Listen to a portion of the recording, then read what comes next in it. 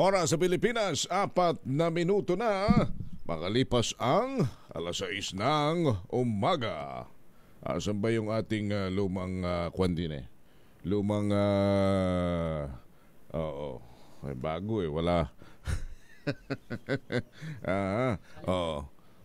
Nasa yung lumang station ID natin din ay nako, yun ang nahorror. Namulto tayo heta. Bakit parang namulto tayo? Dapat ganun ho talaga pagkaundas Maraming nangyayaring kababalakan.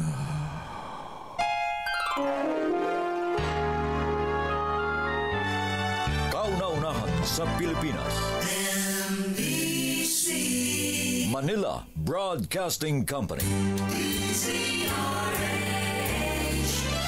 DZRH, member, kapisanan ng mga broadcaster ng Pilipinas. Take 2. Oras sa Pilipinas, 5 minutes after 6 in the morning. Humahataw, humahagupit, lumalatay na komentaryo sa himpapawid. 2 por 2. Walang takot sa paghimay sa masalimuot na isyu ng bayan. 2 por 2. Humahataw na mga balita at impormasyon. 2 por 2. Ating damhin, ating lasapin ang hagupit na 2 por 2. Yun. Ang ganda ng pagkaka-segue mo,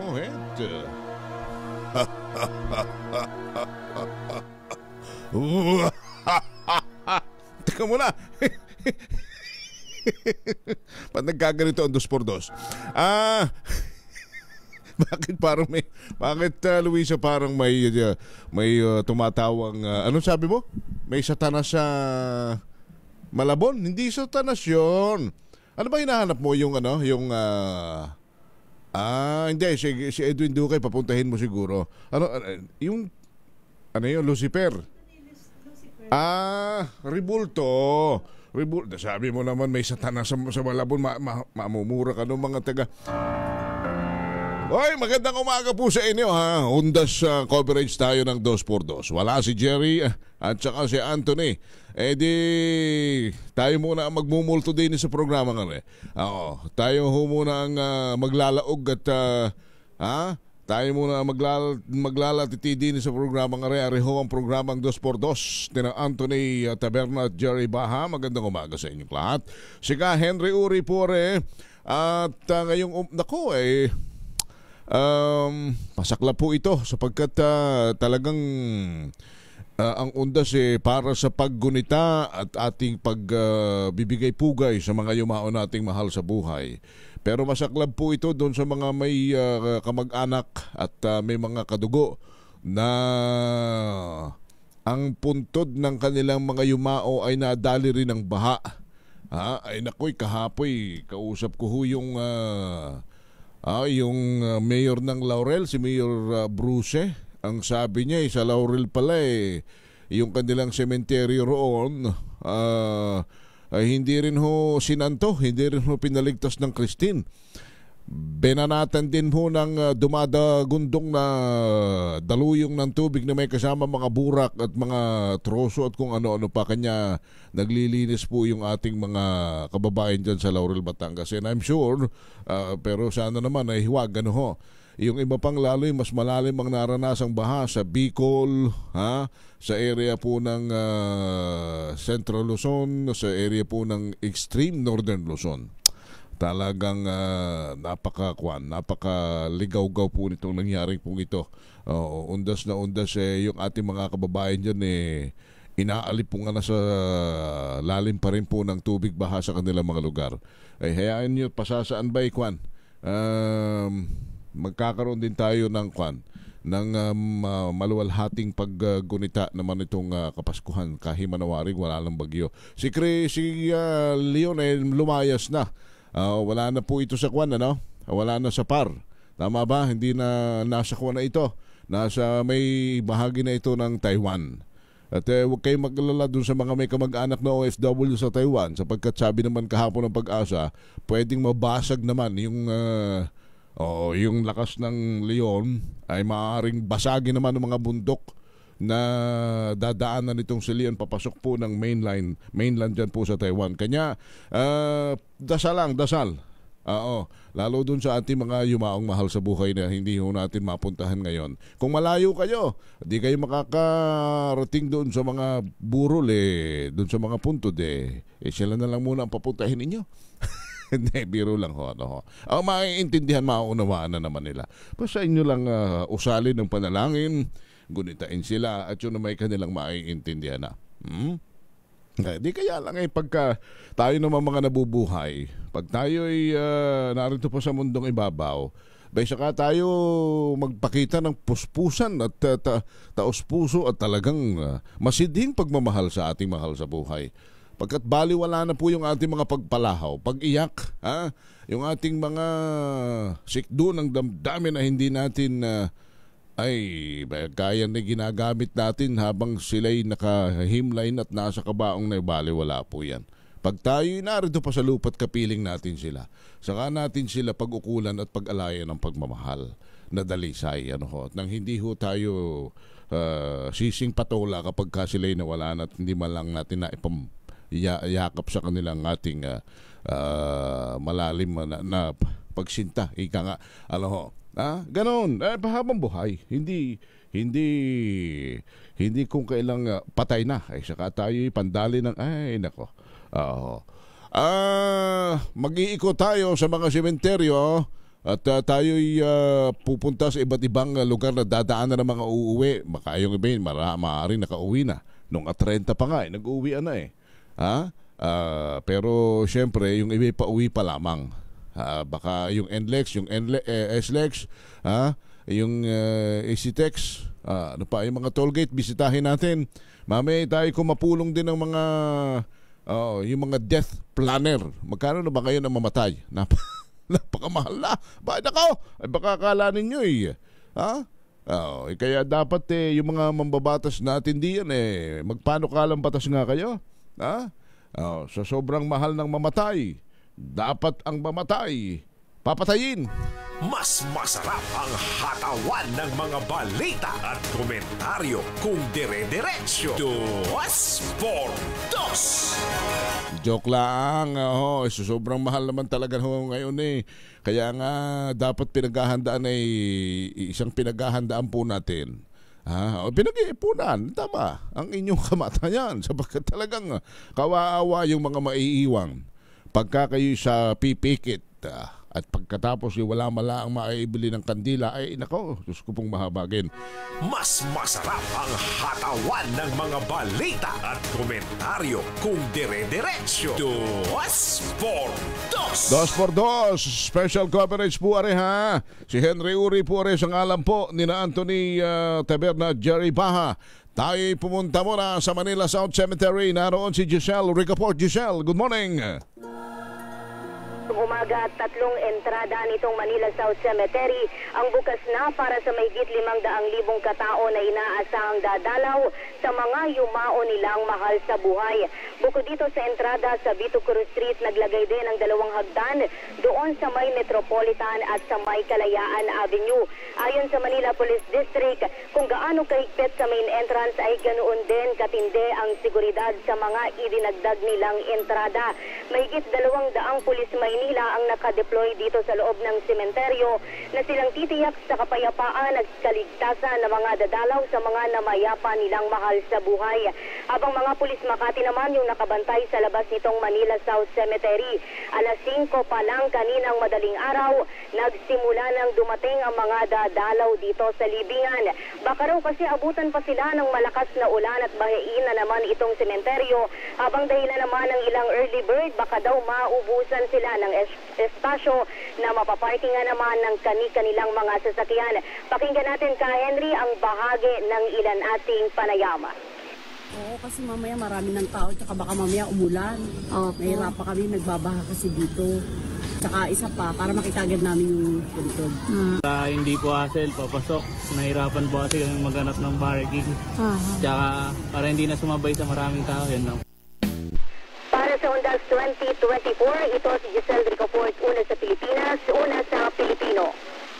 Thank you, Giselle. Ligtas Undas 2024. Tama ho yun. ZRH. Tama yun. Pagka kayo'y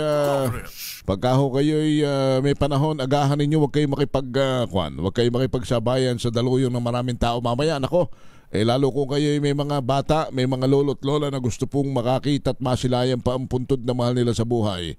Unahin na ninyo ngayon pa lamang.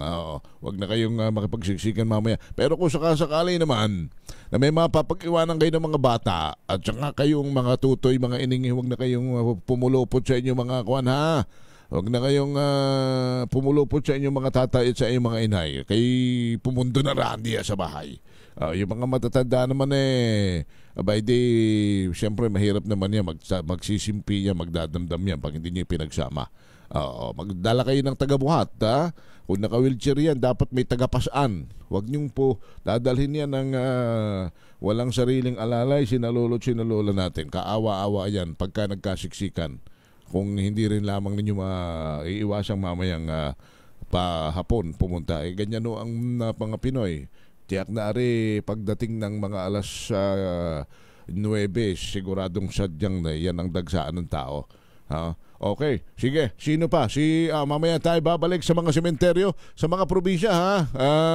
Alamin din natin ng sitwasyon sa mga probinsya, sa mga sementeryo. Siguro si RH18 Roel Saldico, kumustahin natin ang mga sementeryong binaha dyan sa Kabikulan para malaman din natin kung ano naman ang nangyayari riyan sa area po ng Bicol. Samantala, tuloy tayo sa ating programang 2x2. Mas masarap ang hatawan ng mga balita at komentaryo kung dire-diretsyo. 2x2. Eto na ang ating 2x2 ACS Balita. Nasaan yung ating Marakas dito, Yuel, na pangkuan? Pasensya na kayo, ako'y medyo aaring dilaw. Sige, sabi mo, are. Nasaan na yung pang-ACS natin dito? Ayun. Sige. Baka si Anthony kasi nasa, hindi ko na babanggitin kung nasaan. Tsaka si Jerry kung nasaan. Sila lang may, nabili ng almusal. Sige. Si Luisa naman, pahingi kaming almusal. Balitang makatotohanan, balitang maaasahan. ACS Balita. Walang makakaligtas, walang makakalampas. San mang sulok ng kapuluan, Luzon, Visayas hanggang Kamindanawan. Basta't may balita, ipagwagwagan ng sikat na tagapagbalita. ACS Balita. Kasama ang 2x2 tandem Anthony Taberna at Jerry Baha. ACS Balita. Ang programang ito ay hatid sa inyo ng ACS Manufacturing Corporation, ISO Certified, maker of world-class quality Pride detergent. 18 minuto na makalipas ang alas 6 ng umaga. Narito na ang ACS Balita. Sa ulo ng mga balita, kita ng pag-core sa third quarter tumaas ng 42%. ERC sinuspindi ang putol kuryente sa mga lugar na isinailalim na sa state of calamity. Pangulong Bongbong Marcos may mensahe ngayong undas, mas maging mabuting tao, makipag-banding sa pamilya. October inflation rate posible namang bumilis pa sa 2.8% ayon sa BSP. NAIA Terminal 3, apektado naman ang water interruption ang Maynilad. Mount Canlaon sa Negros, pinangangambang sumabog 64 na pagyanig na itala. Magandang umaga Pilipinas, ang ngalan na Jerry Baha at Anthony Taberna. Ako si Henry Uri. Narito na ang detalye ng ating ACS Balita.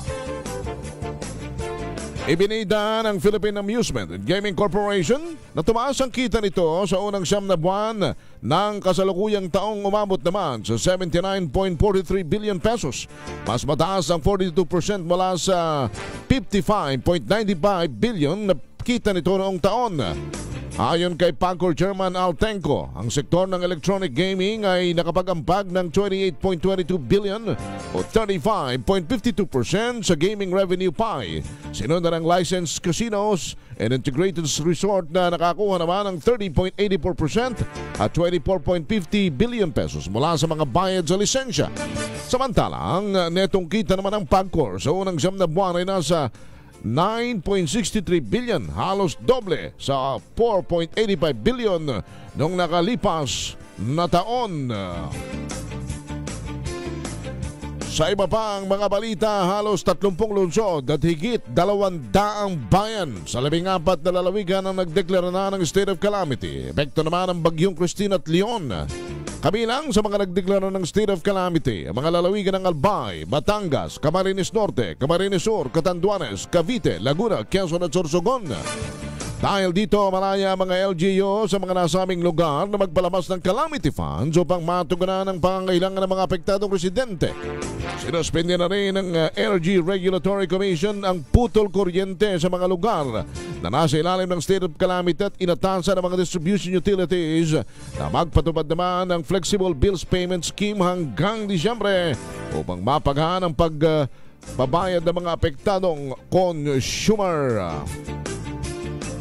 20 minuto makalipas ang alas 6 ng umaga, makikiisa si Pangulong o nakikiisa si Pangulong Bongbong Marcos sa lahat ng mga Katoliko sa bansa sa paggunita ng All Saints Day at All Souls Day.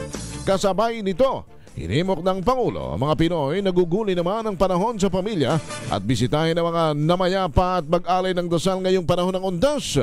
Hanga din ng Pangulo na sa panahong ito ay muling pagtibayin ng ugnayan para sa mas magandang buhay espiritual, hindi lamang sa Diyos, kundi maging sa kapwa. Mensahe pa ni Pangulong Marcos, ang panahong ito ay pagninilay-nilay at pag-alala sa mga yumaong nag-alay ng buhay, nagsakripisyo at nagserbisyo sa pamilya at sa bayan.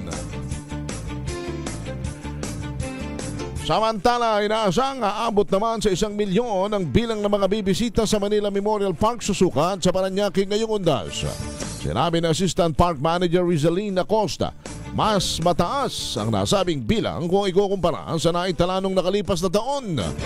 Dahil ito sa mas maluwag na ngayon kumpara noong COVID-19 pandemic at dumami na mga nalibing sa nasabing sementeryo. ACS Balita. 21 minuto na makalipas ang alas 6 ng umaga. Maaari pang makuha ng may-ari ng nakumpiskang kagamitan sa Manila North Cemetery ang kanilang mga gamit sa November 3 at 4. Ito ang nilinaw naman ng Philippine National Police matapos makumpiska ang ilang mga kagamitang ipinagbabawal sa mga papasok sa sementeryo. Ayon kay Police Lieutenant Colonel Leandro Gutierrez, hepe ng PNP Command Post sa Maynila, pagkatapos na ng undas, maisasauli ang mga gamit na kanilang nasamsam. Kabilang na rito ang mga sumusunod: baril at matutulis na bagay, alak at sigarilyo, alagang hayop, gitara, malakas na sound system, bawal, flammable material, sigarilyo at mga pansindi, bawal. Gamit pang sugal at ipinagbabawal na gamot ay lalong bawal. Halos 60 bagong immigration officer ang itinalaga naman ng Bureau of Immigration sa Ninoy Aquino International Airport ngayong undas. Ito ay bilang paghahanda sa All Souls Day sa All Saints Day kung saan inaasang dadagsa ang mga biyahero. Ayon kay BI Commissioner Joel Antoneviado, pinaigting nila ang kanilang operasyon at nagtalaga ng mga karagdagang tauhan sa NAIA upang mapanatili ang maayos na daloy ng pasahero. Inaasahan namang aabot ng hanggang 48,000 ang bilang ng mga travelers, palis at 47,000 naman ang mga paparating ngayong undas. Nangangamba naman ang Bangko Sentral ng Pilipinas na umakyat ang inflation rate ngayong Oktubre sa 2.8% mula sa 1.9% noong September dahil sa paghina ng piso kontra sa dolyar at pagmamahal ng mga produktong petrolyo at pagkain. Gayunpaman, pasok pa rin sa target ng BSP na 2.4% at higit itong mababa kaysa noong nakalipas na taon. Sinabi ng BSP na bagamat nagmahal ang presyo ng langis at ilang mga pagkain, Bumaba naman ang presyo ng bigas at karne, gayon din ang kuryente na tatabla sa pagmamahal ng ilang mga produkto. ACS Balita. Samantala, ilang lugar sa Metro Manila at Cavite ang nakakaranas ngayon ng water interruption. Ito po yung mga siniserbisyohan ng Maynilad na nakakaranas ngayon ng water interruption. Simula ngayon hanggang bukas November 2. Dahil sa maintenance activities na gagawin naman ng Maynilad sa Putatan at Poblasyon Water Treatment Plant sa Muntinlupa. Apektado ng maintenance na ito, makinig po kayo, ang mga consumers sa Bacoor sa Cavite. Ikasama na po rito ang Molino 3, Molino 4, Queens Row Central, Queens Now East, Queens Row West at San Nicolas 3. Sa Imos, kasama po riyan ang Pasong Buaya 1 at Pasong Buaya 2. Mga taga Paranaque, ang Don Bosco, Marcelo Green, Merville, Monwoc, San Antonio, San Isidro at BF Homes, at ang San Martin de Porres. Sa Pasay, ang Barangay 181, 285 and 201. Sa Las Piñas, Almansa 1 at BF International at ang Sukat sa Muntinlupa. Yan ho mga apektado ng serbisyo at pagkukumpuni ng Maynilad Water ngayong araw. ACS Balita. Hanggang bukas po yan. Tubako ulit tayo sa mga cemetery. Sa Novaliches, sa Bagbag Cemetery, naroon si Val Gonzalez. Val. Henry, eksakto yung punto alas 6 ng ngayong umaga na buksan itong pinaka-entrada mismo itong Bagbag Cemetery dito sa kahabaan ng Quirino Highway dito sa Novaliches, Quezon City. Ito, Henry, ay dahil sa alas 6 hanggang alas 10 lamang ng umaga itong pwedeng pumunta itong ating mga kababayan para magtirik ng kandila doon sa puntod ng kanilang yumaong mga mahal sa buhay. Kung makikita mo dito sa may pinakaharapan, itong Bagbag Cemetery ay ito lamang lugar naming kinaroroonan, ang lugar na pinaka-entrada. Iisa lamang ito na entrada nitong sementeryo, kaya limitado rin yung galaw ng ating mga kababayan. Hindi pwedeng magpasok ng mga sasakyan dahil bawal ang pagparada dun sa loob habang yung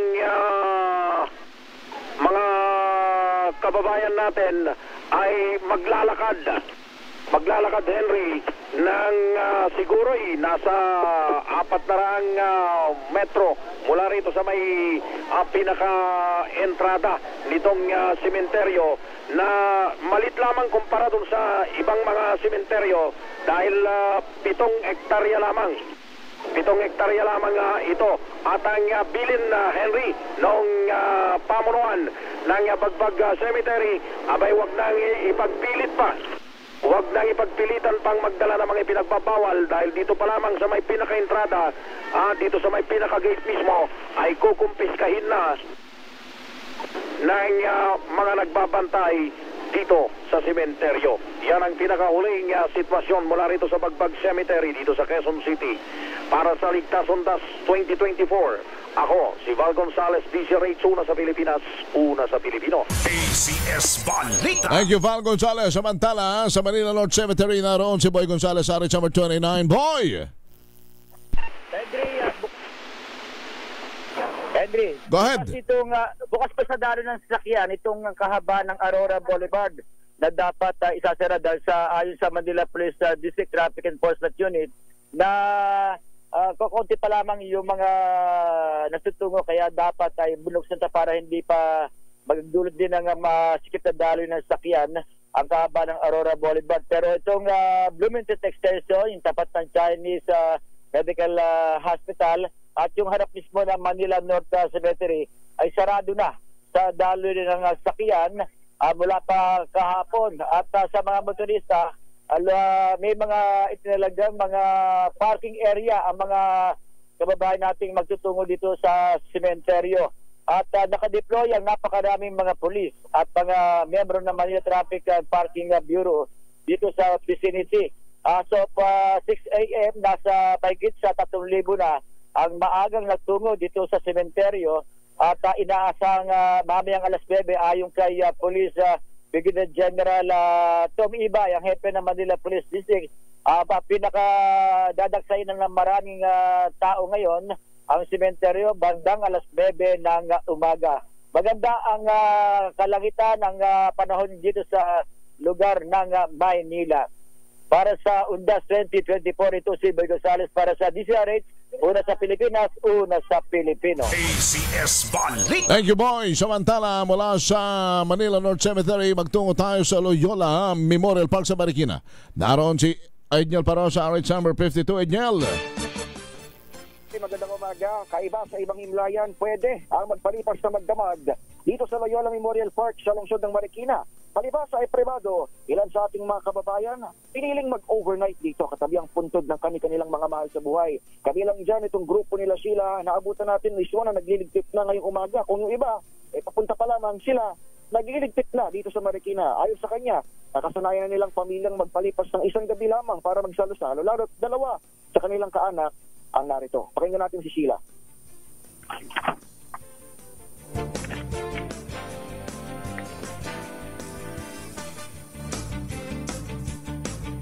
Asa na si Sheila?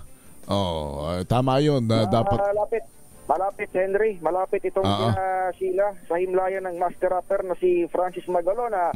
Isa sa marami pang mga celebrities at kilalang personalidad na nandito sa Loyola Memorial. Yung ating Dear Chadeli nandyan eh. Henry, inunahan na natin. Binisita na natin si Chadeli tsaka si Nicolas Fernandez. Drama din. At maliban sa mga binabagit nating pangalan, andito rin sina Sir Mike Enriquez. Para doon sa mga mas pwede na pala silang mag-special coverage dyan eh, ano? Pwede. Eto na si Sheila. Edniel, si Sheila mukhang okay na. Pakinggan nga natin. Mas convenient kasi dito kasi ayan, mas organized. Tapos may mga food stalls din. Tapos yung tsaka hindi masyadong crowded kasi. Yun pa, pwedeng mag-overnight unlike sa ibang cemetery. Ang tilig ni ating Sheila, isa lang yan, Henry, sa nasa 23,000 na, 23,000 na buibisita sa Loyola Memorial Park mula kahapon ng umaga.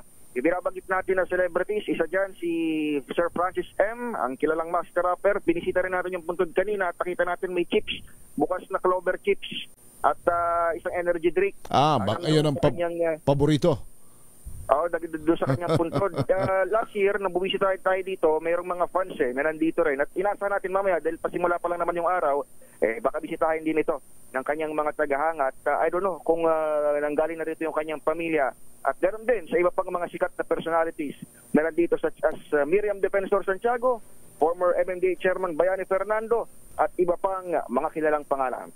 Live mula rito sa Loyola Memorial Park sa lungsod ng Marikina, ito si Edniel Parosa, nag-uulat para sa DZRH. Una sa Pilipinas, una sa Pilipino. ACS Balik. Thank you. Sa Laloma po yan.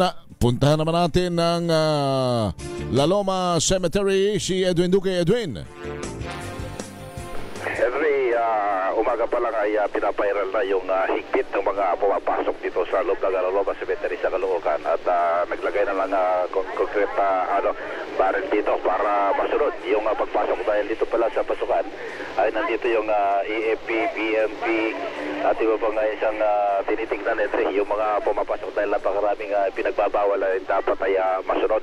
Naging maigpitin ang management ng Laloma doon sa iba pang lalo na sa mga media organisasyon na pumasok sa loob na walang leader para mag-cover sa loob at hanggang gate lang lamang at pwede rin dito sa bandang bukad. At anytime ay dito kay Ginong Julius, ang hepe ng Traffic Management Office ng Caloocan ay isasara itong northbound ng C3 mula doon sa may kanto ng Rizal Avenue papunta rito para maging safe yung mga dumadalaw na mga daladalang mga sasakyan, motorsiklo at magamit ng rito at magkakaroon ng zipper lane sa southbound para doon naman ng salubungan yung galing ng Rizal Avenue patungo ng Bonifacio ay magsasalubong dito sa may stoplight habang yung galing naman ng Quezon City papunta ng bahagi ng Cabanaba ay diretso at marami pang mga lugar na bubuksan para hindi magkaroon ng mabigat na dahil trapiko itong lugar na ito. Inasahang alas 10 ng umaga ay ipapairal na yung pagsasara dahil sa ngayon ay napakarami nang pumapasok. Pagbukas ng alas 6 ng umaga, pila na itong pumapasok dito. At inasahan din yung mga pamilya ng mga AGC na dito nakalagay yung pinakamuseum nila ay dadalaw din dito, kaya inabangan din nila kung sino yung mga personalidad na dadalaw sa araw na ito. Yan, Henry, tahimik pa ngayon, pero yung gilid itong Lalobak Cemetery, napakarami na nagbebenta ng bulaklak at kandila para dun sa mga pamilya ng mga humimlay na bibili at magtiring at mag-alay ng bulaklak sa loob ng cemetery. Para sa Honda's 2024 Special Coverage, sa Race 2302 kinaulan sa TISA, Race una sa Pilipinas, una sa Pilipino. ACS Balita. Thank you, Edwin. 35 minutes after 6 in the morning, mamaya babalik po tayo sa iba't ibang mga libingan pa sa loob at labas ng Metro Manila. Alamin natin ang lagay ng trapiko sa iba't ibang mga lansangan papasok at palabas din ng Maynila. Sa ilang saglit, ang alam po ni Anthony Taberna, Jerry Baha, ito pa rin po si Henry Uri. This time check is Balita! ACS Balita! Ang programang ito ay hatid sa iyo ng ACS Manufacturing Corporation, ISO Certified, maker ng world-class quality Pride Detergent. 20 minuto bago mag-alas 7 ng umaga. Baka kayo'y pala'y may flight at diyan kayo sasakay ng eroplano sa NAIA Terminal 3. Nako po, huwag kayong magtataka kung baka humamayang hapon paggamit nyo ng mga palikuran aandap-andap po ang tubig, pupusngat-pusngat ang gripo riyan. Apektado ng water service interruption ng NAIA Terminal 3 mamayang alas 2 ng hapon hanggang alas 6 ng umaga ng Sabado. Ito ay dahil sa maintenance at repair activities ng Putatan Treatment Plant ng Maynilad. Ayon sa New NAIA Infra Corporation o NMIZ, may inihanda na silang contingency measures at magdadagdag na sila ng 3.2 million liters na mga tangke ng tubig sa Terminal 3 na maaaring gamitin naman sa loob ng 16 na oras. Bukod dito, sinabi ng NMIZ na may mga nakatambay na rin silang mga water trucks upang ma-refill ang mga tangke kung kakailanganin. Samantala, nagbabala ang PBOC sa posibleng pagputok ng Bulkang Kanlaon. Ito ay matapos makapagtala naman ng increased activity sa bulkan ng maitalang 54 o 54 na tectonic earthquake mula sa loob lamang ng 12 oras. Ayon sa PBOC, posibleng nagkaroon ng ganito karaming pagyanig dahil sa pagangat naman ng magma sa loob ng bulkan. Bukod dito, higit 7,000 tonelada ng asupre o sulfur dioxide din ang ibinuga ng Kanlaon na higit na mas mataas sa dating 4,000 kada araw simula ng huli itong pumutok noong Hunyo. Dahil dito, posibleng itaas pa sa alert level 3 ang bulkan. Itinanggi ng Pag-asa na nagkulang sila sa paghahatid naman ng impormasyon sa publiko. Kaya marami ang nasawi at napinsala sa pananalasa ng Bagyong Christine at Leon. Ito naman ang reaksyon ni Pag-asa Administrator Nathaniel Servando sa puna ni Senator Francis Tolentino at hilingin nito ang kanyang resignation. Ayon po kasi kay Senator Francis Tolentino, naiwasan sana ng mga ang trahedya tulad ng sinapit ng barangay Sampaloc sa Talisay, Batangas kung nakapagbigay ng mas malinaw at detalyadong report ng Pag-asa kabilang ang impormasyon kung gaano karaming ulan ang maaaring ibuhos ng bagyo. Sabi kasi yun ni Senator Francis Tolentino, nakausap natin kahapon sa Balansyado, yung mga terminolohiya, halimbawa yung sinasabing dami ng volume ng ulan na ibubuhos sa halip na litro o liters, sabihin na naman daw halimbawa dyan sa dyan sa barangay Barukbok ang iuulan dyan ay mga 2,000 drum. Yan, para daw mas madaling maintindihan. Doon sa barangay Garine, kayo maghanda sapagkat 5 milyong galon ang ibubuhos na ulan diyan para yung mga kababayan daw natin anong tawag rin mas makapaghanda. Pero alam niyo, ugalit na pag-usapan na rin. yung aming gobernadora, aking ikukwento lamang sa inyo, meron ho sa Quezon sa amin, yung aming gobernadora nagtalaga ng sadyang sariling weather forecaster. Oo, ang aming pong lalawigan. Kanya almost zero casualty. May mga namatay man ho nung bagyong Christine, ayun yung mga nadulas lamang.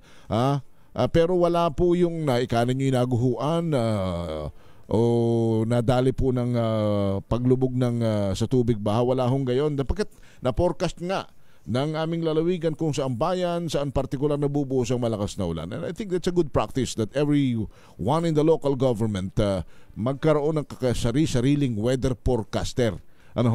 Na bukod sa pag-asa, may tututok at nang abisuhan agad yung mga bayan, barangay, kung saan lalantak ng lulurok ho ang ulan. Maganda pong practice yan. Samantala, nagbigay ng kabuuang 33,000 relief boxes ang United Arab Emirates para sa mga pamilyang Pilipinong nasa lanta ng bagyong Christine sa bansa. Katuwang ang Department of Social Welfare and Development, unang ipinamahagi sa mga residente sa Marikina ang first batch ng relief boxes na nasa 1,000 peraso. Sa mensahe ni DSWD Secretary Rex Gatchalian, nagpasalamat po ito sa suporta ng UAE sa bansa. ACS Balita. 15 minuto na bago mag-alas 7 ng umaga.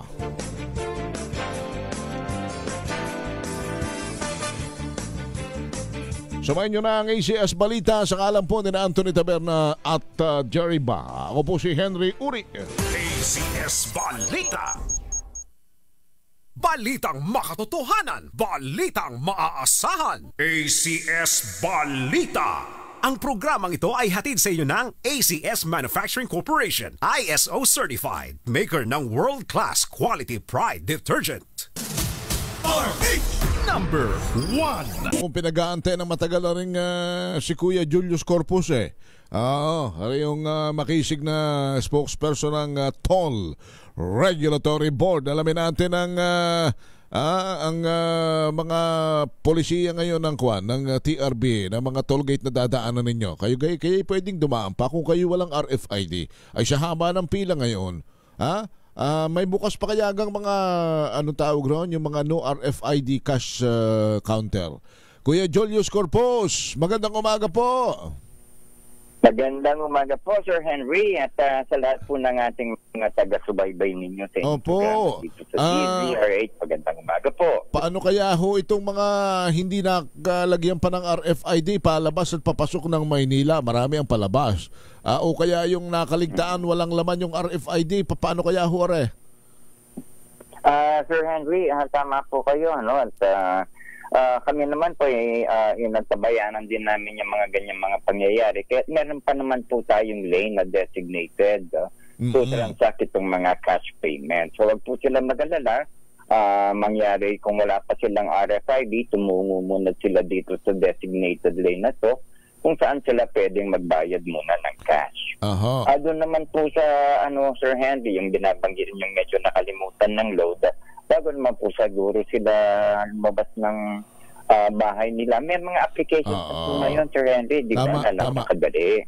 Opo, bago naman po, kahit nga magkano lang na yung tatangin nila sasapat lamang upang sila makapagbayad sa kanilang exit. Okay na po yun, hindi na kailangan pang pasobrahin pa ng malaki ang kanilang paglulog. Alang-alang naman doon sa mga kasunod.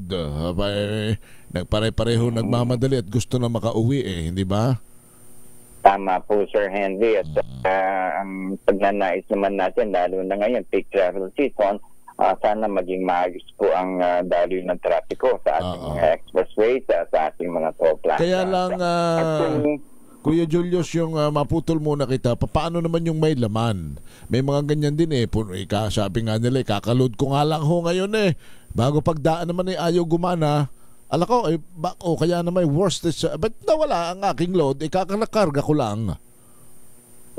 Tama po, Sir Henry, yan po ang tinutukoy ng ating mga toll operators at concessionaires, kasama na po rin dyan ang aming tanggapan na may ayos yung mga tinatawag na flaws in the system, no?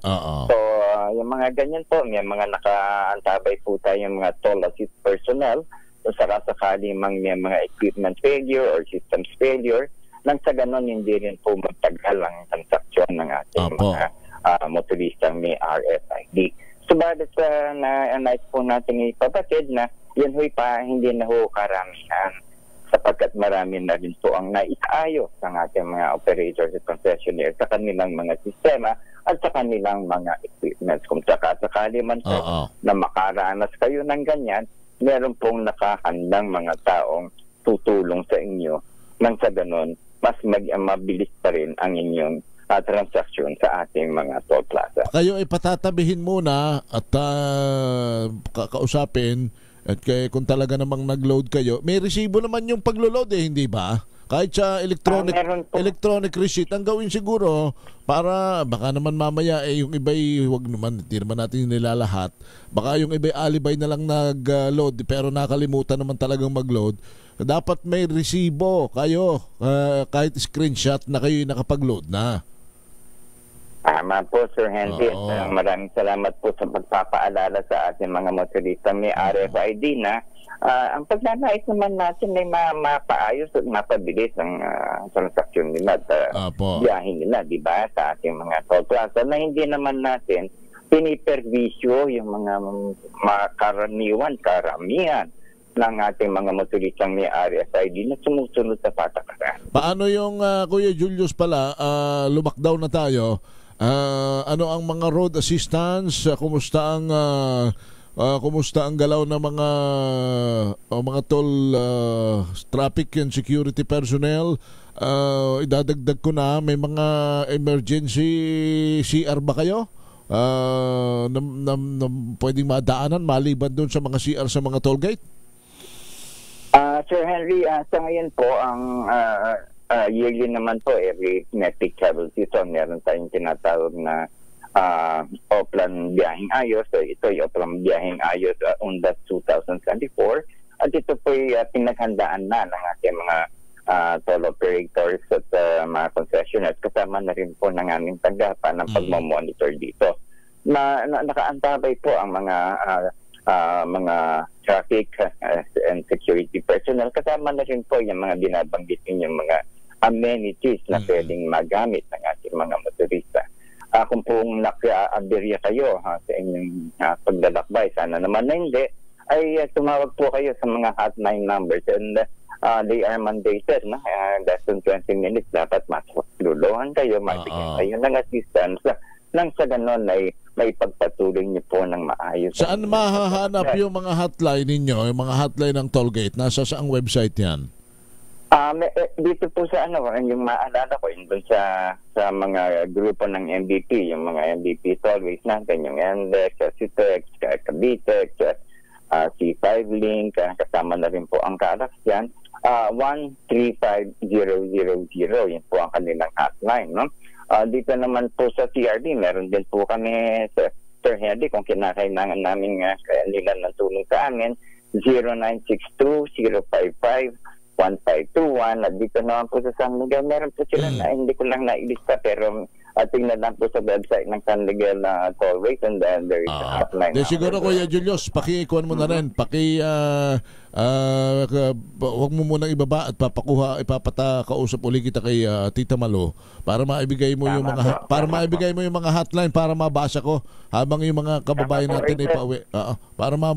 Kasi pagka halimbawa kailangan ng towing, kailangan ng nagkaroon ng aberya, naplataan, nagkasagian, paano agad makakatawag sa mga toll security officer, ha? Opo, tama po, Sir Henry. At yan po ay kailangan malaman ng ating mga... Sige. Ibibigay ko po yung numero mamaya. Ano ang sitwasyon? Wala naman hopefully ma-aksidente pang naitatala? Meron hong ilang mga, alam niyo na yung mga usual incidents na nagkakabuguan, pero madali na pong naitataayos ng ating mga toll operators at wala naman pong tayong naitalang medyo malagim na hindi ka nice na pangyayari itong mga nakaraang mga Alright. Kuya Julio, salamat ng marami sa iyo. Thank you. Maraming salamat po muli, Sir Henry, sa pagkakataon at sa tulong po ng DZRH sa pagpapalaganap ng may impormasyon sa ating mga expressway. Thank you. Si Julius Corpus, ang spokesperson ng Toll Regulatory Board. Pangunahing balita, susunod na.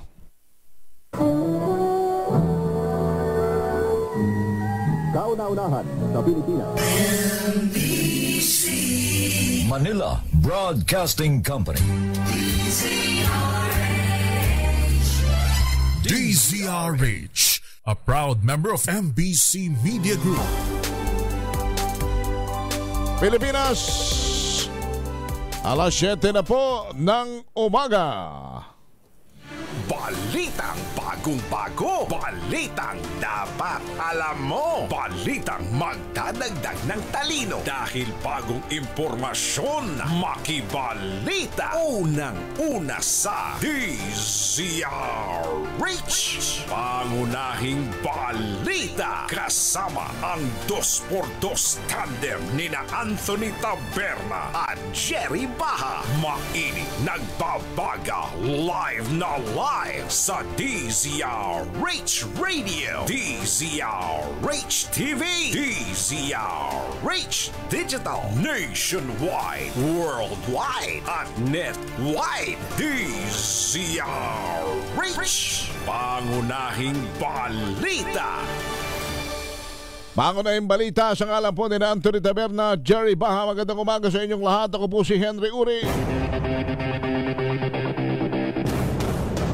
Narito na ang mga pangunahing balita headline. 32,000 mga pulis dineploy na sa buong bansa upang matiyak ang ligtas na Undas 2024.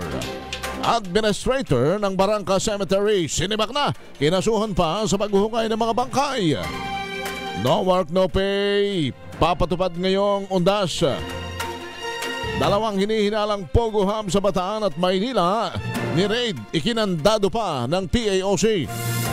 3 pulis na sangkot naman sa kidnapping sa Laguna, inaresto ng Napolcom. At Bagyong Leon, humina pa at tuluyan ang lumabas ng Philippine Area of Responsibility. Magandang umaga Pilipinas, sa detalye ng mga balita. Inaasahan ang pagdagsa ng milyong katao sa mga sementeryo sa bansa ngayong Undas.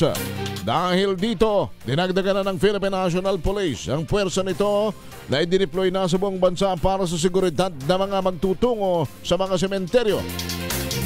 Ayon kay Police Brigadier General Jean Fajardo, tagapagsalita ng PNP, aabot sa 32,000 mga pulis ang ipinakalat sa buong bansa. Mas mataas sa unang bilang ng deployment na umabot lamang sa 18,000. Ito ay upang matiyak ang seguridad ng mga libingan at ligtas sa mga taong dumadalaw sa namayapa nilang mahal sa buhay. Sinabi ni Fajardo na ang karagdagang pwersa ng pulis ay para matiyak ang pagbibigay ng assistance sa mga magtutungo sa mga sementeryo at maging sa mga magbibiyahe. Sa ngayon, sinabi ni Fajardo na wala naman silang namomonitor na anumang banta o untoward incident na may kinalaman sa Undas. Iiral ang no work, no pay policy sa mga manggagawang hindi papasok sa trabaho ngayong Undas. Batay ito sa guidelines na inilabas naman ng Department of Labor and Employment kaugnay sa paggunita ng All Saints Days at All Souls Day ngayong November 1 at 2. Sa paliwanag ni Labor Secretary Benjo Benavides Labor Undersecretary Benjo Benavides, ikinokonsidera ang petsa ngayon bilang special non-working holiday kung saan walang matatanggap na sahod ng mga manggagawang hindi magtatrabaho. May karagdagan namang 30% sa kanilang basic wage sa mga empleyadong papasok ngayong araw at bukas, habang panibagong 30% naman sa kanilang hourly rate kung mag-o-overtime. Kung tumapat naman sa kanilang rest day ang araw na ito pero pumasok sa trabaho, ay bibigyan sila ng karagdagang 50% na kanilang basic wage sa unang 8 oras at dagdag na 30% sa hourly rate nila kung mag-o-overtime. No work, no pay pala, no? Inikayat ni Pangulong Ferdinand Marcos Jr. ang lahat na gamitin ng All Saints Day at All Souls Day na magkakataon para makasama naman ang buong pamilya, bisitahin at mag-alay ng panalangin para sa kanilang mga mahal sa buhay na yumao na. Sa inilabas na mensahe ng Pangulo, sinabi nitong kaisa siya sa paggunita ng mga namayapang mahal sa buhay na naging daan sa pagkakaroon ng isang masiglang lipunan. Dapat dinaniyang gunitain ang sakripisyo at serbisyo at karangalang ibinigay sa bansa ng mga yumao nating mahal sa buhay at tularan ang kanilang mabubuting halimbawa. Manila LGU, may libreng sakay sa loob ng Manila South Cemetery. Maganda ito. Sa RH number 15, Giselle Ricaport. Giselle. Henry, pumalo na sa halos 2,000 katao ang mga dumagsa dito sa Manila South Cemetery sa nakalipas lamang na 2 oras. Wala pa namang naitatalong untoward incident pero mahigpit na sumasalang doon sa security check ang mga papasok dito sa libingan. May libreng sakay naman ang lokal na pamahalaan ng Maynila dito sa loob ng Manila South Cemetery. 16 yung mga nagkakalat ngayon na e-trike dito na handang isakay kahit sinong dadalaw, lalo yung malalayo ang puntod ng mga mahal nila sa buhay. Yung mga matatanda namang hindi rin pinababayaan ng Makati at Manila LGU, syempre ng DZRH Operation Tulong sapagkat isinasakay sila sa wheelchair upang hindi na mahirapang maglakad. Ang mga bata naman na kasama dito sa sementeryo, nilalagyan ng tag para kapag nawala ay mabilis silang matutunton. Naka-standby na rin dito ka Henry yung mga medic, ambulansya, MDSWD sakaling may mahilo o may mga maitala na iba pang untoward incidents dito sa libingan. Inaasahan na papalo sa mahigit 500,000 katao ang dadalaw sa Manila South Cemetery simula lamang o ngayon lamang araw na bukas mula alas 5 ng umaga hanggang alas 7 lamang ng gabi. Ito si Giselle Ricaport para sa DZRH, una sa Pilipinas, una sa Pilipino. Thank you, Giselle. Samantala, si Romy Gonzales, si Romy ba yun? O si Romy nga. 1,000 pulis ipinakalat na daw sa Cordillera ngayong undas. Romy Gonzales, Romy. Tinagting ka Henry ng Police Regional Office Cordillera ang kanilang security measures para tiyakin ang mapayapa at maayos na paggunita ng undas ngayong araw na ito. At upang mapag-ibayang seguridad, nagpakalat ang Cordillera PNP ng 1,176 na police officers sa mga estratehikong lugar kasama mga sementeryo, memorial parks, columbaria at simbahan. Magsasagwa ang mga pulis ng foot at mobile patrols, magmamantinay ng police visibility at nagbibigay ng tulong sa publiko. Karagdagang 177 na police assistance desk ang ipinatag naman sa iba't ibang lokasyon katulad ng mga sementeryo, bus terminals, malls at recreational areas para mapaigting nga yung assistance hubs para sa publiko at para mapangasiwaan ang inasang pagdagsa ng mga pasero at motorista. Dagdag na police personnel sang itatalaga sa mga pangunahing kalsada at rota para may patuman ng traffic management at checkpoint operation sa iba't ibang lugar sa Cordillera. Ngayong araw na ito ay nag-iikot na si General David Peredo Jr., yung director ng Cordillera PNP, sa iba't ibang mga sementeryo dito sa Baguio City upang tiyakin na nakalatag na ang kanilang security measures para sa ating mga taong bayan sa bansa ngayong araw sa iba't ibang mga sementeryo dito sa Baguio. Romy, gaano kalamig din ngayon sa Baguio? 16 degrees. Yung parang nasa Korea. Parang nasa Korea, ano? Tsaka umaambon. Tayo na umaambon ngayon. Marami na bang mga kwan dyan? Maraming mga umakyat na bakasyonista? Kahapon na natin na monitor natin sa mga bus stations, maraming umakyat pero karamihan yung mga nagtatrabaho sa ibang lugar na taga Baguio na umuwi lang just para sa okasyon na ito, paggunita ng undas. Pero sabi ni Maria Luisa Cabral, wala yung lamig diyan sa inyo sa Baguio, wala sa amin yan sa Tokyo. Umabot daw sila sa Tokyo ng 10 degrees. Ay di ikaw na ang Japanese. Ikaw na ang Haponesa, Luisa. Pero siyempre naman hindi may pagpapalit naman ang Baguio. Siyempre, naman malamig na, pinakamataas pang lungsod. Tsaka sa Baguio walang igorot eh. Ay samantalang sa Baguio may Haponesa at may Hapon, di ba? Salamat. Thank you, Romy. Thank you. Tema ng latest na update para sa Ligtas Undas 2024. Ito si RS41 Romy Gonzales. Una sa Pilipinas. Thank you, Romy Gonzales. Samantala, Barangka Public Cemetery ay pansamantala daw pinayagang mag-overnight yung mga pupunta. Naroon po si Edniel Paro sa RH number 52. Edniel. Henry, isang araw nga matapos ang balita na pinakakasuhan na ni Mayor Marcy Teodoro itong pamunuan ng Barangka Public Cemetery dahil doon sa hindi otorisadong pagukay sa mga bangkay, binalikan natin itong nasabing libingan. Kausap natin itong ilan sa mga tauhan ng City Health Office at itong City Environmental Management Office. Sa kanilang binabanggit, Henry, ay mukhang maililipat na sa mga ngasiwa ng City Health itong public cemetery na ito. Yung mga administrador kasi nito, Henry, kasama yung 4 na iba pang kinasuhan, bali 5 sila, ay hindi pala mga direktang employee. Edniel, para sa mga late tuner, ano bang kwento niyan? Bakit pinahukay ng walang paabog-abog at hindi malamang pinagbigay alam? Actually, Henry, ito'y batay din sa ordinansa na kapag umabot ng 5 taon yung pagkakalibing dito ng mga labi, ay hukayin sila sa kadahilanan na ililipat sila doon sa oswari kung tawagin o yung lagay ng mga buto. Ayun, may option yung pamilya, yung mga mahal ng mga yumao na after 5 years sila ba ay i-extend o kung sila ba ay ililipat ng ibang yumao. May option naman. May option to extend. O 1 month. Kaya lang, mukhang na-discover Henry nung ilan na walang notification at kahit may moratorium ay nakita nung ilan na mabuti na lamang dahil nagpag-uundas na rin, Henry. So, bumisita ng mga yung iba, nakita yung mga buto doon sa, wala na doon sa mga nicho o puntod na dapat nandoon yung kanilang mga kaanak. Yun ang dayon kung bakit kumingay ito ngayong mag-uundas dahil nakita nung ilan sa mga nagreklamo. Binutas sa kanilang mga masabuhay. Binutas yung mga nicho nang hindi man lamang ipinaalam doon sa mga kamag-anak kung saan dinala yung mga buto. Correct, Henry. Nako. Ang walang notification at dahilan naman siyempre ng pamunuan ay umabot na sila doon sa 5 taon ngayon ang binabanggit ni Mayor Marcy. Kakasuhan yung administrator 4 na iba pa. Ngayon binalikan natin, Henry, itong tanggapan at sarado na. Ironically sarado kahit pa undas itong main office ng Barangka Public Cemetery at ayaw lang magpa-quote sa camera at sa mikropono pero binabanggit ng mga tauhan dito ng SEMO ay mukhang City Health Office na yung mag-take over.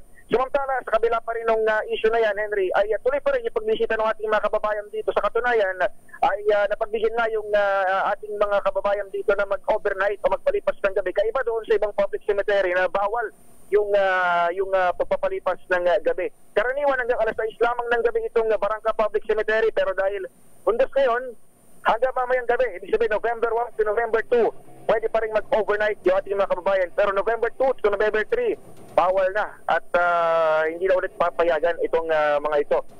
Mamaya magbabalik ako, Henry, sapagkat mukhang may development mula sa City Hall, kaugnay nitong binabanggit nating issue. Wala kasi pwede magsalita sa mga ito at hindi natin matutukan ng mikropono for their sake na rin. Pero ang LGU ng Marikina ay may panibagong statement. Mukhang hinahanap na ng Mayor Marcy Teodoro yung pamilya ng mga naapektuhan at pag-offer sila ng tulong para doon sa mga binabanggit. Very good. Para pa rin sa Ligtas Undas 2024, ito si Edniel Parrosa ng DZOH. Una sa Pilipinas, una sa Pilipino. Ligtas Undas 2024 at DZRH Special Coverage. Samantala, mula sa Marikina, tayo'y magtungo sa kinalalagyan ni Rose Babiera ng RH-TV sapagkat, saan yan? Sa North Cemetery, yung mga lighter at pabango. Bakit bawal pati babango? Flammable, hindi naman, sabagay. Rose, good morning. Henry, kasabay ng pagdami ng tao, dumarami rin yung bilang ng mga nakukumpiskang mga bagay na hindi pinapayagang ipasok dito sa Manila North Cemetery. Ilan sa mga pangunahing bagay na hinaharang dito pa lang sa entrada ay yung mga lighter at syempre mga patalim at yung halos pinakamarami rito, yung mga pabango at sigarilyo. Ayon sa Community Investigation Group o CIG Manila na namumuno rito sa inspeksyon kasama ang Philippine National Police, Kapag naiwan na dito sa entrance checkpoint, hindi na nila ito maaaring balikan. Kaya yung iba na malapit lang dito ang bahay, talagang binabalik nila o iniiwan sa mga kakilala sa labas para may uwi pa nila. Pinagbabawal na rin yung mga walis at pintura at yung mga gamit na panlinis na maaaring makadisgrasya. Binigyan ng panahon para makapaglinis ng puntod yung mga bibisita rito hanggang 29 noong isang araw, pero pagsapit ng 30 ng Oktubre, hindi na pinayagang magpasok ng mga gamit panlinis sa loob. Ayon sa ating nakapanayan na isa sa mga opisyal ng CIG, mayroong mga iila na nagrereklamo at nagpupumilit na maipasok yung mga gamit nila. Pero bibihira yung mga ganitong insidente sa ngayon. May iba lang na namimiloso po ika nga nila sa pagtatangka na maipuskit pa yung mga gamit nila na nakumpiska. Pero mahaba pa nga ang araw, Henry, pero nananatili pa rin mahigpit ang inspeksyon dito yan sa Manila North Cemetery. Para sa Ligtas Undas 2024, ito si Rose Babiera ng DZRH-TV. Una sa Pilipinas, una sa Pilipino. Thank you, Rose Babiera. Pero tika, wala bang, wala bang parang depository table o section doon sa North Cemetery para ilalagay mo yung mga items mo? Ay hindi, bakit sa November 3 pa? Hindi ba pwedeng pagpasok mo ilalagay kung sino ka, ano yung item na naiwanan mo, para paglabas mo may ID ka, makukuha mo na uli. Ay paano kung taga malayong lugar ka? Di ba? Halimbawa, ikaw ay taga Pampanga, pumunta ka lang sa kamag-anak mo sa North Cemetery, alangan naman babalikan mo pa yun sa address. Ha? Baka pwedeng makausap natin yung administrator ng Manila North Cemetery, Maria Luisa Hiruki Harakiri Cabral. Mukhang hapon ka na talaga, kita mo. Bagay sa iyo pala Haponesa, no? Ha? Sino ba? Maria Luisa Harakiri Yakusa Cabral. Kausapin natin, baka po pwede yun. Pero siyempre, yung mga patalim, yung mga baril, ibang usapan yun, Yuel, kung baril at saka yung mga deadly weapon, talagang hindi pa dapat matubos yun. Baka mamaya yung mga baril hindi lisensyado. Pero yung mga small items, like yung mga pababango na yan, baka pwedeng pagpasok naman nilagyan na lang ng label at pangalanan at ng paglabas makuha na uli. Munting mungkahi lamang yan. Samantala, Boy and other reporters, standby kayo. We have 18 minutes after 7 in the morning. This time check is brought to you by ACS Manufacturing Corporation. Tatawagan namin ang hinahanap namin yung ground commander o siguro yung PNP na may hawak dyan sa Manila North Cemetery. Hindi lang ho sa Manila North kahit sa lahat ng mga sementeryo all over the country, sadya namang bawal dapat kasi yung pabango flammable yun, may mga chemical yun na maaari maging sanhi po ng sunog, yung lighter bawal talaga, at saka sigarilyo, kung ano-ano pang mga bisyo bawal sa loob yan. Huwag na kayong magdala, mangilin muna kayo sa paghit-hit ng sigarilyo at pag-inom ng alak. Undas naman pumunta lang kayo doon, magtulos ng kandila at manalangin. Ngayon, kung halimbawa talagang naligwin sa inyong bulsa, may dala-dala kayo, sana yung mga gate ng mga sementeryo, yung mga bantay, mayroong designated depository area na pwedeng doon na lang muna ilagay. Tapos yung mga maliliit na item, masking tape, puluputan ninyo ng masking tape, lagyan ninyo ng pangalan, may pentel pen kayo. Halimbawa, Henry Uri, may dalang isang boting agua de pataranta. Pangalanan nyo, tapos paglabas, kunin yung ID nung nakaiwan at ibigay na. Huwag na yung pababalikin nyo pa at 3 a 4. Kung malayo pa ang pinanggalingan yan, paano naman babalikan pa yan? At saka siguro na wala namang kung ang inyong mga baril, may kung ba tayo, Yuel? May gun ban ba? Wala pa naman wala pa naman tayong gun ban. Kung lisensyado yung baril, at may permit to carry outside the residence, baka pwede naman. Sige. Yun lang sana, yung mga small items. Huwag niyo rin yung pabalik-balikin pa kina address. Bang araw ng address? Babalikin pa ba natin ng address yan? 4 para lang doon sa mga small items. Huwag na po, Mukhahi lamang po natin yan. Tingnan natin, baka naman doon sa side ni Boy Gonzales, may 20 mil na raw na crowd estimate ngayon eh. Boy, saan yan? Saang side ng North Cemetery yan? RH number 29. Sa loob, Henry, mabilis yung pagdami dahil sa mga oras ito, alas 7:26 na, mabilis yung dagsa kapag dating ng mga kababayan natin dadalaw dito sa bibisita dito sa Manila North Cemetery. Sa ngayon, nasa 20,000 na. 20,000 na yung bilang ng mga nasa loob ng sementeryo. At sa labas naman itong sementeryo sa pinaka-gate, Henry, andito yung mga membro ng DZRH sa Operation Tulong. Nakapag-assist na sila ng mga senior dahil merong tatlong wheelchair para magamit din ng mga kababayan natin ng mga senior papasok sa loob ng sementeryo. At bukod doon, meron ding libre sakay ang pamunuan ng sementeryo.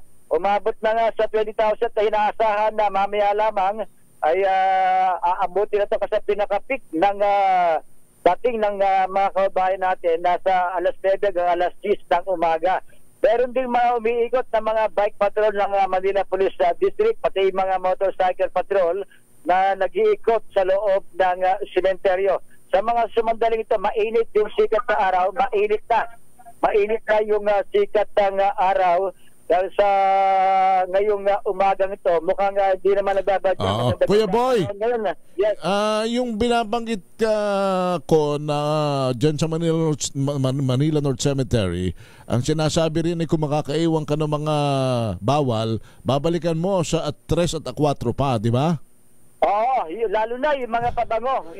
Kako nga, baka naman Kuya Boy pwedeng lagyan na lang ng masking tape tapos sulatan na lang ng pentel pen kung kanino para paglabas, makuha na. Kasi kung babalikan pa naman ng 3 at 4, masyado malaking abala naman kung taga-malayong lugar ka.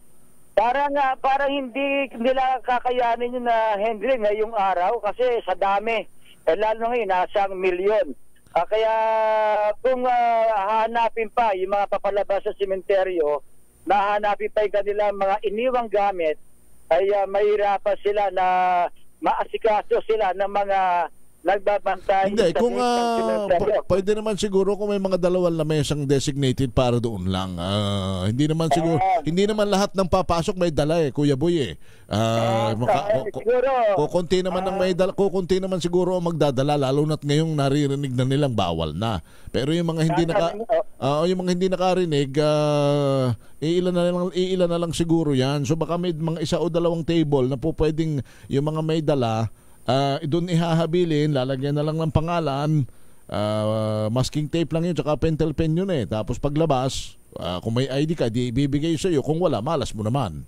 Tatanungin na baka pwede lang pamunuan ng sementeryo. At bukod doon, sa mga may dalang halimbawa, Henry, nasa bahay ka pa lamang, papunta ka pa lang maya-maya, kayo na po, palagay ko, nililista ito yung mga pangalan ng mga bata na 15 anyos pa ba, may mga ID, mga tag para pagpasok sa loob in case na hiwalay sila ng mga magulang nila ay meron sila, madali sila makontak, cellphone number, address, anong barangay at para maipanawagan na rin yung halimbawa isang bata, kasi maraming bata na kasama-sama ng kanilang mga magulang na nagtutungo dito sa sementeryo. Kahit na yung mga alagang hayop meron na naman dito, pero alam naman nila na bawal, kaya ang ginawa nung may alaga, naghanap sila na maiiwanan dito sa labas ng sementeryo. Ang pagkain, bawal magdala sa loob, pwede?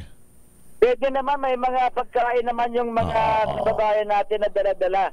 Lalo na yung iba ay naabot hanggang maghapon yan, parang reunion ng mga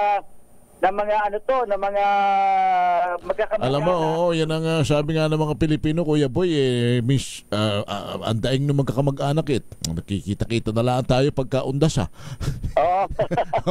so sobrang busy naman, naiintindihan naman natin yun kaya yun ang magiging parang reunion ng mga magkakamag-anak dito sa mga puntod ng kanilang mahal sa buhay. Inuulit natin, pati mga lighter ay bawal ipasok. Marami rin na lighter na kumpiska. Yung mga alcohol, ay marami rin at yung mga wala na naman yung hindi ka mukha dati, marami mga dala-dala mga matulis na bagay. Mukhang bibihira na. Alam na kasi ng mga kababayan natin, tuwing undas, ay natutungo sila ito dahil matagal na pinairal yung mga bawal ipasok sa loob ng sementeryo. At katabi ko lamang si Police Brigadier General Tom Ibay, ang hepe ng Manila Police District, 20,000. Mukhang mabilis General, dumating yung mga kababayan natin at maganda pa yung panahon. Ayun. Yes, tirik po tirik ang araw ngayon, Kuya Boy. Pero kahapon, medyo maganda ang panahon, makulimlim. Pero ganun pa man, umulan at umaraw, talagang dumadag sa mga kababayan natin pag-auno ng Nobyembre dito sa Manila North. Nakikita na natin ang dagsa, unti-unti na nagkakaroon ng pila. Paalala lang natin, talagang mahigpit yung pag-inspeksyon. Hindi naman natin pinagbabawal ang pagdala ng mga bag, pero i-inspeksyonin ito. Huwag po tayo magdadala ng mga speaker dahil hindi po tayo magpipiknik dito sa loob ng sementeryo. Bagkus tayo ay mananalangin para sa mga nabayapan natin mga kamag-anak. Kuya Boy, pwede bang saglit lang kay General Ibay? Nakamonitor sa... General, magandang umaga. Si Henry Uri Huare. General, yung akin lang suggestion, yung sa mga maliliit na items lang, pabango, lighter, o kung ano pang bawal na hindi pwedeng dalhin. Kako baka pwedeng sulatan na lang ng puluputan na lang ng masking tape, lagyan ng pangalan kung sinong nakaiwan, para paglabas naman ay makuha na at nang hindi babalikan pa sa A3 at A4. Hindi naman siguro lahat ay magdadala, baka naman kukunti naman yung... naintindihan natin na mahirap pagbalik sa sobrang dami, pero kukunti naman siguro magdadala, General Ibay, Lalo-lalo na kasi yung mga pabango, no? Minsan habit na po natin na magdala ng mga pabango. Lalo yung mamamahali daw, hindi naman mura yan. Pinalalagyan na natin ng tag para ma-recover pa rin ng mga may-ari, no? Ma-recover ma-recover paglabas na. Isasuggest natin yan dito sa administration ng cementerio kasi sila naman po ang in charge yan. Ipaparating natin yan sa kanila. Pero yung po mga sigarilyo, hindi po. Unang-una po, pinagbabawal. Ay, wala na yun. Yung lugar. Opo. Yung kadalasan pag sigarilyo... Taon, talagang ganito. Marami pa rin yung nakakalimot. Sabihin natin, hindi makukulit, hindi nakakalimot. Pero... I will take advantage of the situation na magpaalala na sa ating mga kababayan na mga pinagbabawal po natin ito kasi pagdating dyan, pag na-inspect talaga po kukumpiskahin. At dahil humahaba po pila, sabi nga ni Kuya Boy, tumagsa na ang mga kababayan natin. Kahit mainit, umulan, umambon, itong araw na ito talaga ang dagsa nila. Yung alak, yung sigarilyo, kumpiskahin ninyo, bawal talaga. Ba't magdadala sila ng alak? Huwag nyo na ibalik. Hindi na po natin ibabalik yan. Ang babalik po ay huhulihin na po natin. Ano na po yung alak. Kasi hindi ho dapat ho tayo nagpapasok ng alak dito. Sa pampublikong lugar, maliban po ron, kailangan ho maging solemn ang araw nito. Kailangan kasi pagninilay nila at pag-alala natin sa mga kamag-anak natin na mayapa. Kumusta? Wala naman kayo na monitor na anumang banta, General Ibay?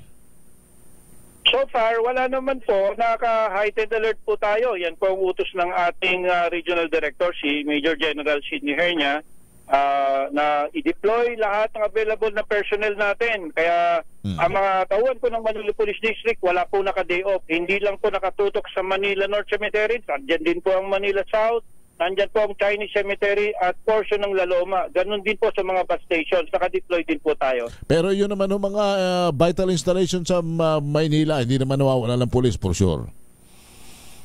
Meron po tayo. Hindi, lahat po ng kino-cover po natin ito, lahat ng mga vital installations natin, kaya bawal po ang mag-day off. Pagka mga kababayan natin ay may pinupuntahan mga lugar na places of convergence, katulad po dito mga cementerio, bus stations, mga mall, hindi po kami pwedeng mag-day off at isesentro namin ang seguridad. Baka ho pati sa Luneta, General Ibay, maraming magpipiknik, maganda panahon Opo, mamayang hapon po yan, ina-expect po natin, ganun po ang kadalasan. Pagkagaling po nila dito sa sementeryo, gusto po nilang mamasyal, kaya nagka-deploy din po yung mga kapulisan po natin doon hanggang paggabi.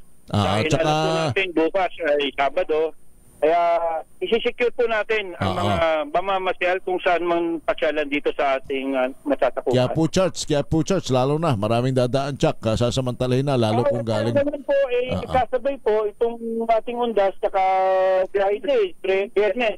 Kaya nagpadagdag po ako ng mga personnel mula sa headquarters para i-secure din yung mga mga namamanata at magsisimba sa simbahan po ng Quiapo. Alright. General Ibay, salamat. Boy! Isa tayo na lang, meron, kapag dito maraming tao at abuti ng milyon. Alam niyo naman, Mama Drew, kung sumisingit yan. Kadalasan pong ginagawa natin dyan, nagpapaalala po tayo. Umiikot po yung mga kapulisan natin, nagbabandilyo, pinag-iingat po natin yung mga kababayan natin. Dahil ang hinihintay lang nito mga kawakan, ito pagkakataon, pag nalingat po tayo, biglang sisingit sila. Ang pinakagamot natin initially dyan ay pagpapaalala, bandilyo, para ang bawat isa sa atin ang maging aware, maging responsible, Kuya Boy, Kuya Henry. Oo. Tsaka huwag na magdala ng mga kwintas-kwintas, huwag na magsuot ng mga nakakaakit sa mga masasamang loob, General. Ano? Tama po kayo dyan, kasi siyempre ito naman pupuntahan natin, hindi naman ho ito party na tayo mamumustura. Dapat po dito, mga malalamig na damit para hindi po pwede mag-jacket. Dito napakainit po. Kailangan po yung loose. Tapos magdala po sila ng tubig kasi mainit pong panahon ngayon. Kung sakali pong meron pong makaramdam ng nahihilo. Nandito naman po mga medical services natin. Andyan po ang DRRM. So, immediately may mga ambulansya po tayo rito. Sinigurado po ito ng ating mahal na mayora nila po na ma-deploy lahat po ng available resources ng city para maging maayos itong pagdaos nitong undas. Lalo itong November 1 dito. Di lang dito, kundi sa lahat po ng mga sementeryo na sasakupan ng Maynila. Alright, very good. General Ibay, salamat po ha. Boy. Maraming salamat din po at sa lahat po ng ating mga nakikinig sa DCRH. Salamat po. Si Police Brigadier General Andre Tom Ibay, ang hepe ng Manila Police District. Ito si Boy Gonzales, una sa Pilipinas, una sa Pilipino. Thank you, Boy. Justil Avila, Grace Sanchano, Edel Parosa, standby. This time check is brought to you. Teka muna. Nakabantay special. Bawat kaganapan ihahatid ng DZRH ngayong undas. DZRH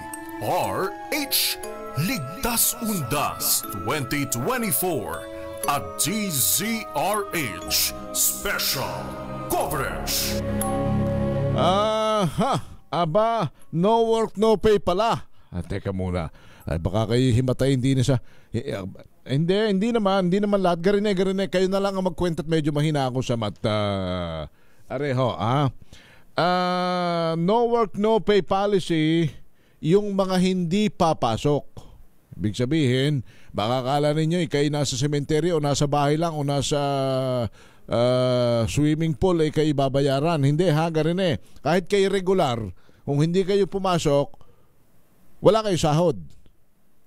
Yun, pero kung halimbawa daw naman kayo papasok, meron kayong 30% na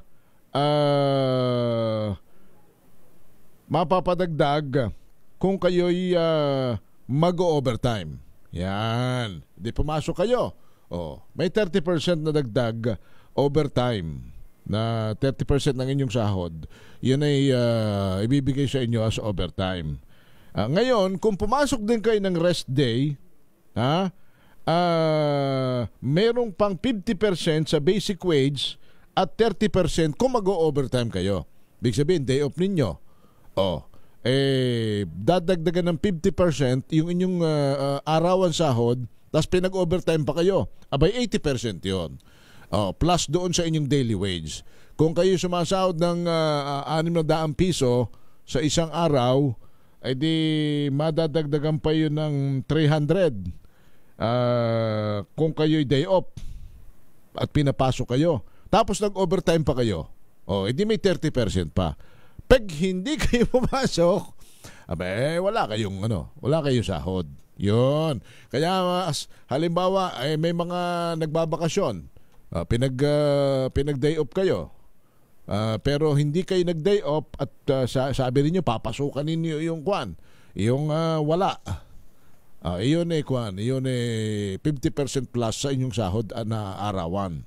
Plus 30% pa kung bukod sa pumasok na kayo ng day off ninyo ay pinag-overtime pa kayo. Yan ako Kaya maraming sasabihin nila pagka isang araw na ako uuwi, ako muna mag-overtime. Sayang din nga naman malaki-laki hindi ba? Si Justil Avila ba? Justil, ikaw ba day off mo ba? Pinapasok ka? Natatawa si Justil. Nasa North Cemetery din. Pero mga vendor yata yung tinututukan mo. Justil, go ahead. Ng Operation Tulong, Justil Avila.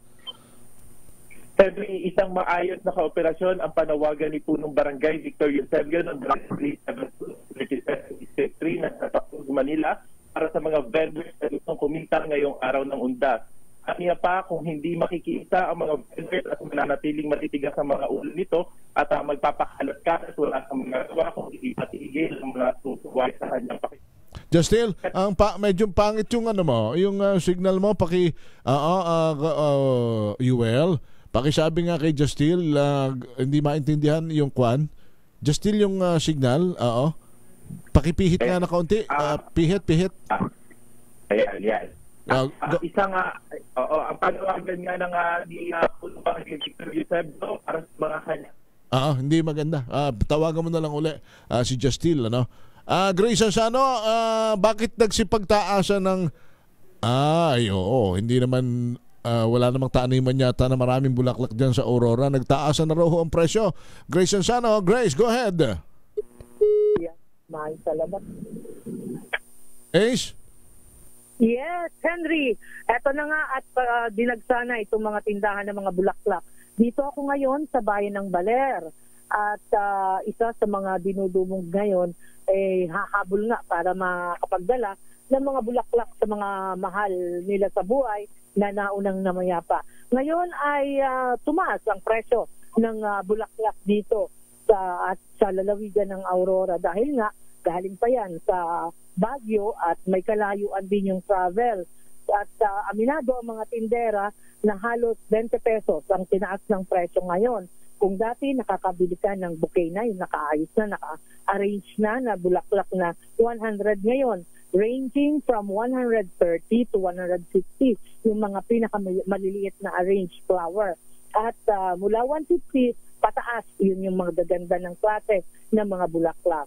At sa ngayon nakita ko na rin yung ilang mga pulis sa mga sementeryo at gayon din sa public market. Marami ngayon ang humahabol na makabili na mababaon sa mga sementeryong pagkain, kaya ang palengke halos punuan ngayon. Yan muna, Henry, yung ating update. Ito, TRH25, Grace Vera Sansano ng DZRH, una sa Pilipinas, una sa Pilipino. Thank you, Grace Sansano. Balikan natin si Justil Avila. Diyan sa wala pa. Sige. Bawat kaganapan ihahatid ng DZRH ngayong undas. Si Edniel dyan sa Marikina may libreng cremation sa mga labi ng deotorsad. Yun ang maigi naman. Kaya lang baka ayaw nung ibang ipakremate. Paano yun? Gusto. Pero paalagay ko magandang option yun kung na lang naman buto na lang. Edniel Parosa, go ahead. Henry, City Mayor Marcy, pamilya ng mga labing hindi atrasadong hinukay dito sa may area ng public cemetery. Ayon sa alcalde, 65 human remains and counting ang hinugot na lamang ng basta sa kanilang puntod nang hindi tinitimbrihan ng maayos ang kanilang mga mahal sa buhay. Pero sa hiwalay namang pahayag, sinabi ni Congresswoman Stella Kim, 100 daw ang bangkay na hukay na mayroon dapat umanong estimation permit mula sa LGU. Nagpapatuloy ang accounting ng City Health Office na sila mismong nakadiskubre ng gan sa mga butong naka-plastic lamang at wala sa ayos na kondisyon. Kakasuhan ng LGU administrador at 4 na iba pa dahil sa sanitation code. Hihinga natin ang pahayag itong administrator pero sarado ito sa ating pagtungo ngayong umaga. Naman si Mayor Mars tagay sa Columbario nakikilamate sa Henry. Kaya lang Edniel, ano ba, yung 65 na yon, nung hugutin niyon, pinaghalo-halo na ba yan? Ang paliwanag, nakausap natin sila, yung mismo admin ng barangka, ang paliwanag nila, social nito ay taging compagin. Kapag yung labi, kung sino ito, kung kakailanlan, at ongoing yung tagging, identified naman sila. May kuha naman, may tag kung sino.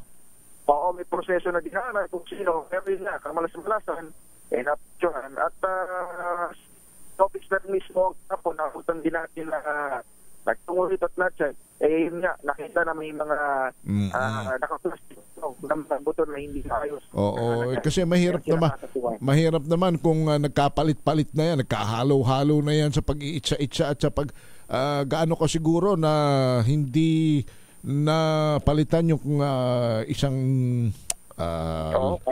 buto, di ba? Kahit isang parte ng katawan lang yan.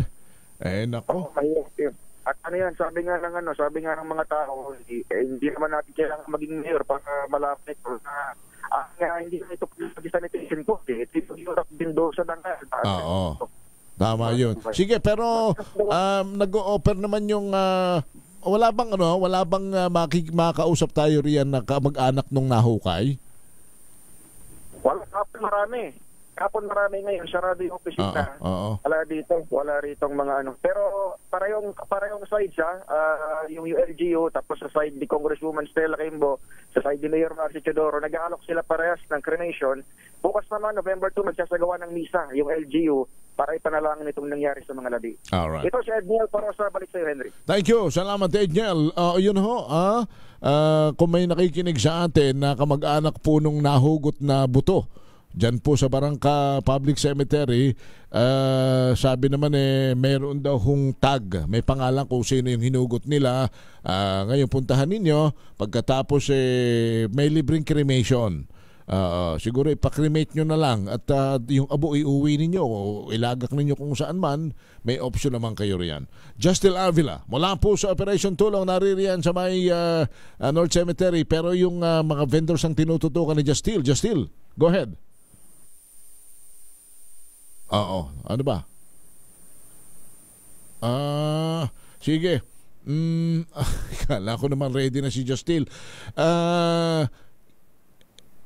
Anong sitwasyon sa Kuwan? Hindi, mamaya na siguro kay Deo na. Sitwasyon sa NLEX at sa SLEX, Kuya Yuel, kung ano nang...